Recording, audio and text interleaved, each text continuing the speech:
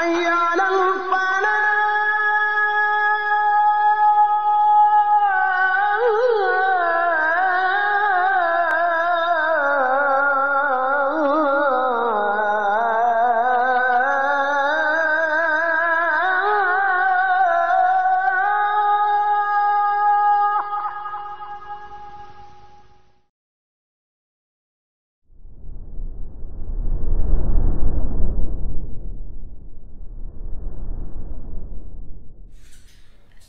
Baik, bismillahirrahmanirrahim. Alhamdulillah.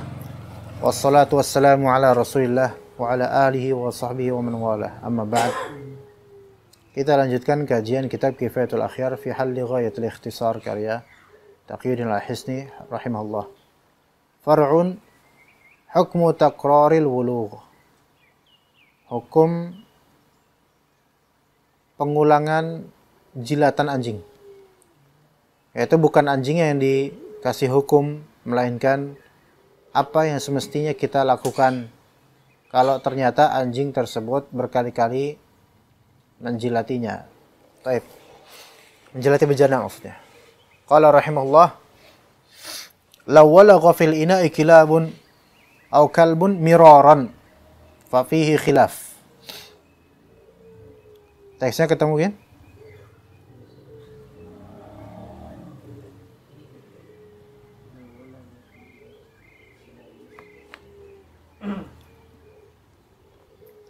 Taib, law walagha fil ina'i kilabun aw kalbun miraran fa fihi khilaf. Kalau misalnya ada kilab, anjing-anjing, berarti enggak lebih dari satu dia. Aw kalbun atau seekor anjing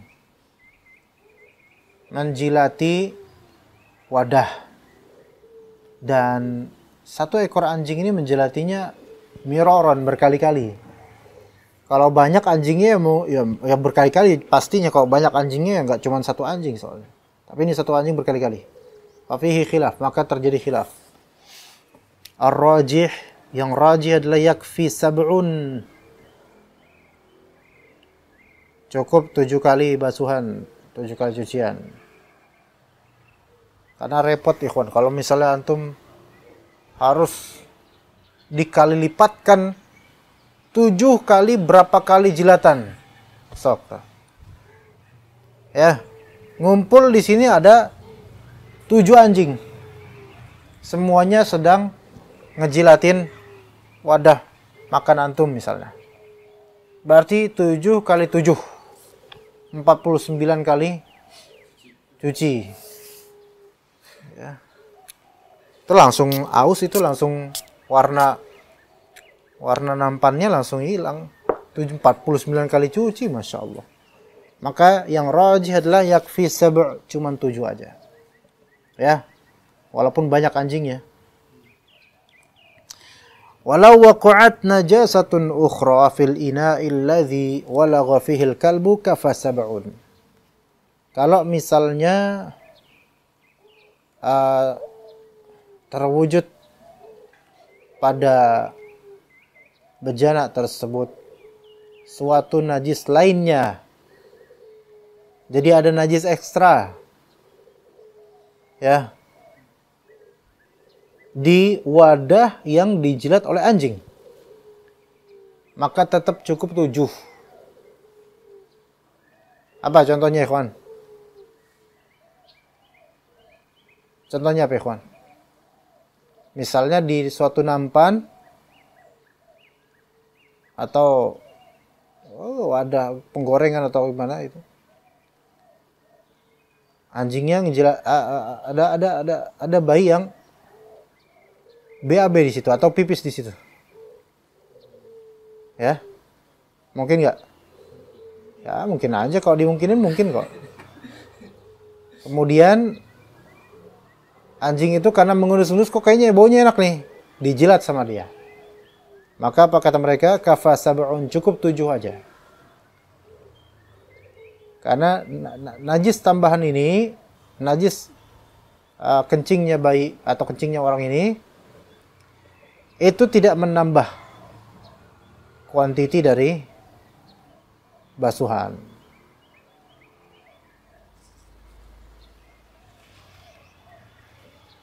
Ente kenapa sih, bro? Hah? Makan mulu kerjanya. Ya, kemudian,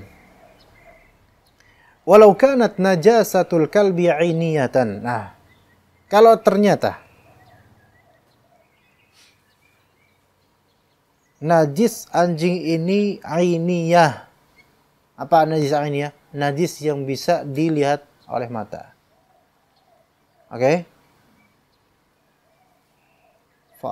Kemudian falam tazul illa bi thalathi ghasalatin, dan tidak bisa hilang itu najis ainiyah kecuali dengan 3 kali basuhan. Contohnya, masalan 3 kali basuhan baru hilang tuh najis ainiyahnya. Maka husibat wahidatan, maka dihitung cuma 1. Ala sahih, menurut pendapat yang sahih dalam mazhab. Paham baik-baik. Ketika anjing menjilat bejana, tetibanya dia batuk-batuk, keluar dari mulutnya ambel. Kan tulisannya umbel. Bacanya ambel. Ya kan, keren kan? Ambel. Do you know ambel? Bulghum. Keluar cairan batuknya tuh. Oh, batuk. Ya, karena tersedak tuh anjing, keluar cairan batuk. Nempellah di dinding bejana.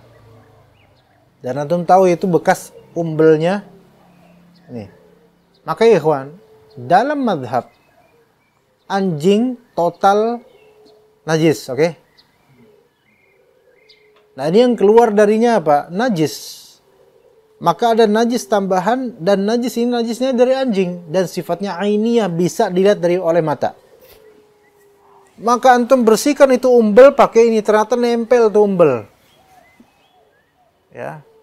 Antum baru bisa bersihkan sampai 3 kali ginian, 3 kali basuhan gitu, baru dia bisa hilang tuh umbel. Maka dalam mazhab ini, pembersihan umbel itu baru tergolong 1 kali dari 7 kali. Gimana, Bib? Hah? Kayaknya antum kok tentang anjing antusias, karena nggak tahu ada apa. Iya. Tadi tentang asma Allah, tentang sifat Allah kalam kayaknya kurangin, tapi ketika dengar anjing kayaknya antum mulai ada apa dengan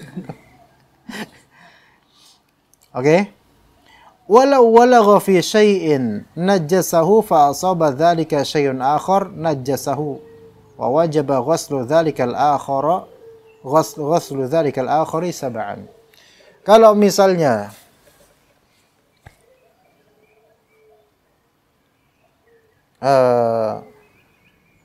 anjing tersebut menjilati sesuatu yang dia najiskan, fa asaba dzalika syai'an akhar, dan sesuatu tersebut yang udah dia najiskan oleh anjing ini mengenai benda lain, maka menjadi najis berantai. Najjasahu. Ngerti nggak, ikhwan? Ingat dalam mazhab Syafi'i, jilatan anjing atau penajisan oleh anjing itu mutlak untuk semua kasus, bukan dalam konteks bejana saja. Diingat, ini mazhab Syafi'i kayak gitu. Maka kalau misalnya anjing tersebut makan bakwan atau ngejilatin bakwan atau daging, maka wajib dicuci dalam mazhab Syafi'i 7 kali.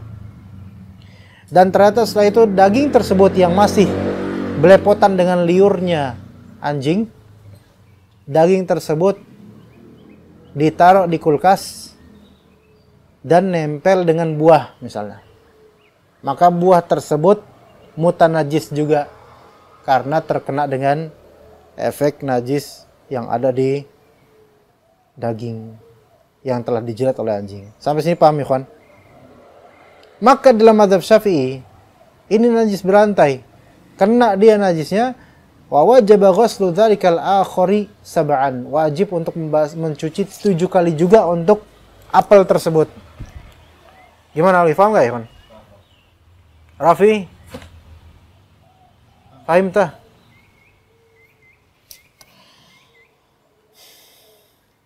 Walau walagha fi ta'amin jamidin ulqiya ma asabahu wa ma hawlahu wa baqiyal baqi ala taharatih. Kalau misalnya si anjing ini menjilat ke suatu makanan yang jamid. Apa? Makanan keras, jamid. Jamid, keras, makanan yang keras, bukan makanan kayak kuah atau kayak bubur, bukan. Apa contoh makanan? Ya makanan yang ya kue keras, kue kering, roker misalnya, roti kering. Ya. Dijilat itu sama anjing itu. Maka wajib untuk antum buang bagian yang terkena dan yang sekitar yang kena dengan itu. Ya. Contoh, antum membuat bakso besar. Ya, gempal besar segini, ya. Isinya beranak telur. Kemudian ada anjing datang dan menjilati bagian sisi kanan ini. Maka ulqiya ma asabahu. Yang kena dengan jilatan anjing ini itu wajib untuk dibuang. Wa ma haulahu, dan sekitarnya sebagai ihtiyat, kewaspadaan, dibuang semua. Sisanya apa? Masih apa? Masih suci, boleh dimakan. Itu ketika antum tidak punya kepastian. Ya. Boleh jadi semuanya kena gitu loh. Atau antum sangat ragu dan nggak memungkinkan, dah lah. Ya. Misal antum ada loyang isinya agar, loyang, tahu loyang? Isinya agar kan? Itu jamit gak? Jamit dia. Kan udah keras nih. Belum pas, bukan pasnya air, udah keras. Dijilat sama anjing. Kan kalau keras kan nggak berpindah kan najisnya kan? Tapi antum tahu ini anjing ngejilatnya lama nih. Dan antum perhatikan semuanya basah. Maka zon rojihnya kayaknya semuanya kena. Antum buang semuanya. Loyangnya buang nggak loyangnya? Jangan, karena nggak dimakan. Loyangnya ini enggak. Bahkan loyangnya nggak kena mungkin. Gitu. Walau adkhala kalbun ra'sahu fi ina'in fihima. Nah, kalau misalnya seekor anjing memasukkan kepalanya ke suatu wadah yang di dalamnya ada air. Apa contohnya? Ember. Ya. Antum habis nimba, kalau masih ada timbaan ya. Dah, antum taruh dulu nih sini. Lah, ada anjing kemudian datang. Kemudian anjing itu memasukkan kepalanya ke dalam ember. Airnya sih udah tinggal sedikit sih. Maka masuk tuh kepala itu. Di dalamnya ada air memang. Walam yu'lam hal walagha fihi amla. Tapi tidak diketahui secara pasti apakah ini anjing itu menjilat atau enggak di dalam ember itu. Paham nggak ya, kawan? Nah, gitu kan? Antum juga nggak bisa nanya sama anjing itu. Jing, ngejilat nggak lo? Dia nggak tahu apa-apa. Antum jilat gak tadi? Ya. Nah, kita gimana caranya gimana kita bersikap dalam kasus ini? Fa in akhraja famahu yabisan lam yuhkam bin najasah. Lam yuhkam bin najasah. Kalau jadi pas antum hari, "Hei, anjing. Kurang ajar kamu." Dia langsung mendongakkan kepalanya. Ketika akhraja famahu, dia mengeluarkan moncongnya, ternyata basah. Ternyata kering. Yabis kering atau basah? Kering. Rutop basah. Ya udah yabis kering. Kalau kering mulutnya, moncongnya, maka nggak dihukumi najis. Ya kan? Oh iya kering ya, gitu kan. Lihat mulutnya anjing kering ya. Berarti kamu nggak kejilatin kan, gitu kan. Dijawab sama anjing, iya mas, enggak mas, gitu.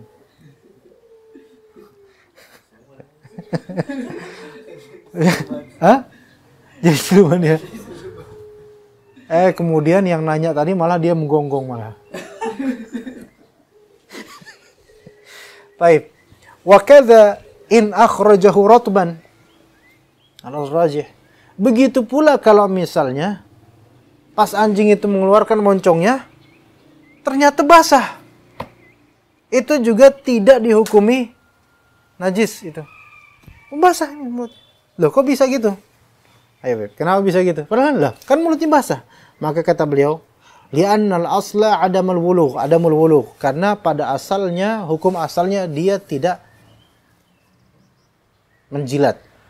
Wa baqaul ma'i 'ala taharah, dan tetapnya air di atas kesucian. Tapi anak agak berat untuk yang ini. Kenapa? Kalau misalnya basah, apalagi airnya juga air tawar, basahnya basah tawar gitu. Maka kan anjing itu rata-rata nggak memasukkan kepalanya ke wadah kayak gitu, kecuali dia pasti mau menjilat kan. Iya, jadi ini bukan masalah asalnya apa gimana, tapi memang karakter anjing mesti gitu. Nggak ada anjing masukin moncongnya ke ember untuk tamasya misalnya, nggak ada. Ya untuk minum air, gitu, untuk menjilat. Hah? Iya tetap, iya kena lidahnya doang. Ya jadi kering kelihatannya kan. Tapi biasanya kan anjing ini gini. Ya kan? Jadi tetap agak tetap kelihatan basah biasanya. Cuman oke lah kalau misalnya kelihatan kering. Oke, kita nggak hukumi. Kalau kelihatan kering ya. Mungkin aja dia cuman ngendus bisa ya kan. Tapi kalau kelihatan basah, Anda lebih memberatkan ke yang najis. Kenapa? Karena zahirnya iya gitu, kan kok basah, zahirnya iya gitu loh. Nah, sebenarnya paling simpel sih tanya dia, antum tadi jilat apa enggak? Sebenarnya paling simpel gitu, cuman dia ini nggak mau. Ya. Warutubatu fihi yahtamilu annaha min lu'abih. Dan basahnya moncongnya itu ada juga kemungkinan bahwa itu ludahnya dia, bukan dari air di bejana. Fala yutrahul aslu bisyak, maka tidak bisa yang asal dihilangkan karena adanya syak. Tapi Allah alamanya lebih condong ke kalau ada yang berpendapat sebaliknya, ada sebaliknya mungkin. Wa qaulu syekh, dan perkataan syekh, ihdahunna bitturab. Salah satunya dengan debu atau tanah. Maka ini yaqtadi al-iktifa'a fi ta'fir bi ghairi al-ula wal akhirah. Maka ini sudah mencukupkan untuk melakukan ta'fir, yaitu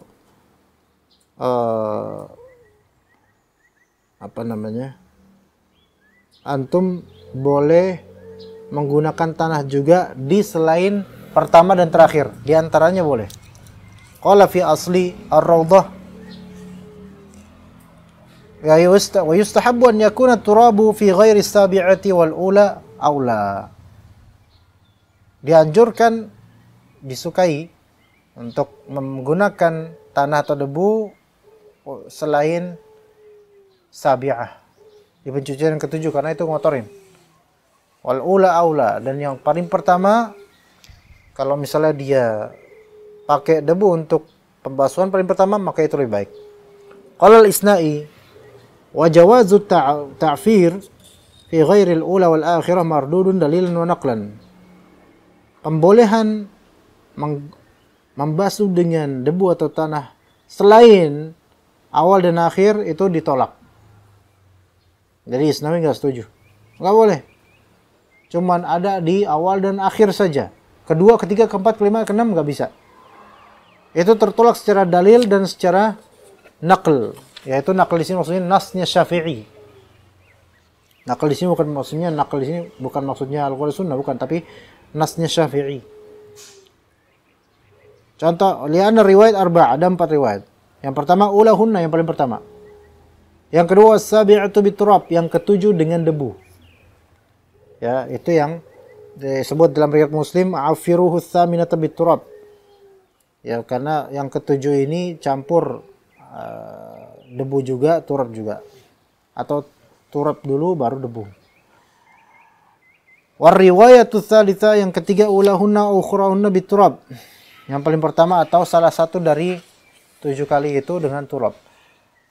Nah, tapi ini riwayat Daraqutni dan ini sanad sahih. Yang keempat, ihdahunna, salah satunya. Maka di sini kata Al-Isnawi, oke, ada dari riwayat Ad-Daraqutni ada. Dari terakhir nomor 4 juga ada. Ihdahunna. Salah satu berarti kan bebas. Nomor 2, 3, 4, 5, 6. Ya boleh. Tetapi kata beliau, fa'ala taqdiri thubutiha. Kalaupun itu hadis itu benar, hadis itu mutlaqah. Mutlak.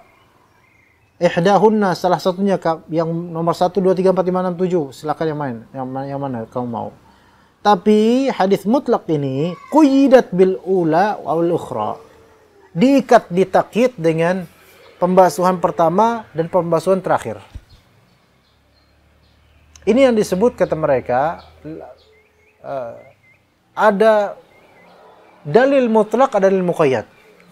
Kalau dalil mutlak dan dalil muqayyad bertemu dalam satu permasalahan, maka harus dibawa ke dalil yang muqayyad. Maka kata Isnawi apa? Lebih baik fala yajuzu al-udulu ila ghairihima. Tidak boleh menyelisihi, berpaling dari awal ataupun akhir. Antum imma kalau mau misalnya mencuci bejana bekas anjing, imma di awal imma di akhir, bukan di 2, 3, 4, 5, 6, bukan. Littifaqi al-qaidaini ala nafiha. Wa amma naql, tadi dalil syar'i Al-Qur'an Sunnah. Al-Qur'an Sunnah. Sekarang dalil naqli dari nasnya Imam Syafi'i rahimahullah. Faqad nassa Syafi'i ala ta'yin al-ula wal akhirati fil buwaiti wa kadha fil Al-Imam Syafi'i telah memberikan nas untuk menta'yin yang pertama dan terakhir saja dalam pembasuhan bekas jilatan anjing di bejana. Itu sebagaimana dalam kitab kitab Mukhtasar karya Al-Buwaiti dan juga kitab Al-Um. Wa akhadha bihadha an-nas jama'atun minal ashab, dan sebagian dari ashab Syafi'iyah mereka mengandalkan nas ini, yaitu dalam mazhab Syafi'i pendapat beliau hanya menyatakan apa? Bahwasanya mencuci ini cuma di awal atau di akhir, khalas. Tidak di lainnya. Di antara yang mengikuti beliau Az-Zabaydi, Al-Mar'ashi wa Ibnu Jabir. Fadzabata anna hadza madhhabu Syafi'i, maka inilah madhab Syafi'i, yaitu bahwasanya membasuh atau pencucian untuk jilatan anjing hanya di pertama dan terakhir. Di tengah-tengah tidak bisa, tidak tepat. Fata'ayyana al-akhdh bih. Wa qaulu Syekh wa yughtasalu min sa'irin najasati marratan wahidatan ta'ti 'alaihi wa thalathu afdal. Bagaimana dengan najis lainnya? Selain najis anjing dan babi, maka dibasuh dari semua najis itu sekali saja kamu basuh. Bagus kalau 3 kali, bagus. Contoh misalnya cebok, sebenarnya sekali cukup, 3 kali bagus. Tapi kalau sekali kayaknya anda nggak yakin. Qad marra daliluhu kaifiyatul ghusl. Wa qawluhu ats-tsalatsu afdal. Yang ketiga lebih afdal, kenapa? Li'anna dzalika izalatu najas, karena itu bisa menghilangkan najis. Fayustahabbu at-tathlithu fiha kal ahdath, maka dianjurkan 3 kali sebagaimana hadas-hadas juga seperti itu. Ya. Karena dzalika mustahabbun 'inda asy-syakki fi an-najasah, karena hal tersebut dianjurkan kalau misalnya terjadi keraguan terhadap hal yang najis. Fa 'inda tahaqquqiha aula. Maka untuk merealisasikannya itu lebih baik 3. Wa hadza fima idza zalatin najasatu bil ghaslatil wahidah. Ini dianjurkan 3 dan diperlukan 1. Ini untuk konteks keadaan ketika najis-najis tersebut bisa antum hilangkan cukup dengan sekali. Tapi sunnahnya 3 kali. Amma idza lam tazul illa bitsalath. Adapun kalau misalnya tidak bisa hilang itu najis kecuali dengan 3 kali, maka wajib 3 kali. Wajib ats-tsalatsah. Wa yustahabbu ba'da dzalika tsaniyatun wa tsalitsah. Maka dianjurkan setelah itu boleh 2 kali lagi, boleh 5 kali, boleh 3 kali lagi setelah hilang setelah penghapusan atau penghilangan atau pencucian 3 kali. Begitu ikhwan. Ada soal ikhwan? Alwi? Enggak ada. Enak suasananya? Enak kan tuh ada kipas. Enak. Ana jadi ketularan ini. Nyaman soalnya. Ini abis ini insya Allah ada makanan insya Allah fresh lagi insya Allah. Iya.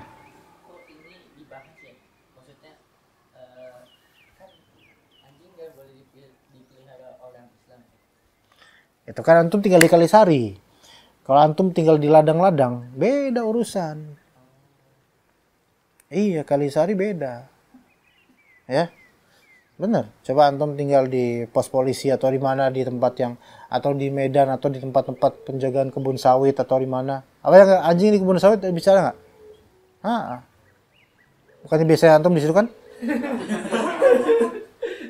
Lah kan di ini ya apa karet ya? Nah, karet. Di kebun karet biasa ada? Nggak ada. Lah itu antum ngapain di sana terus?